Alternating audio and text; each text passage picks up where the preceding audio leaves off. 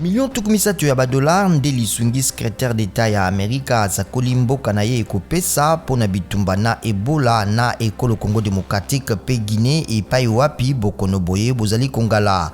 Anthony Blinken na kambaki lobi na nzela ya internet likita na bikolo biye na OMS na ba CDC na mabongisi masusu. Felix Tshisekedi azali kati na bakonzi tukuminei Joe Biden abengisi na likita na nzela ya internet po etali Climat na sanza ya minei ekoya. Bakonzi basusu ba Afrika lokola Ali Bongo ya Gabon, Uhuru Kenyatta ya Kenya, Muhammadu Buhari ya Nigeria, pe Cyril Ramaphosa ya Afrique du Sud lokola pe Vladimir Poutine ya Russie, pe Xi Jinping ya Chine bakozala. Joseph Kabila apesi nzela te PPRD lingomba liayi litinda ata mutu moko na mbulamatari ya ministre wa yambo ya sika Jean-Michel Sama Lukonde. FCC lisangali ya mangomba nzinga ya mokonzi ya kala pe lisakolaki pese ndenge moko. Egypte ekundi bato tukumisatu na mibale bakufaki lobi na likama ya engunduka mibale etutanaki.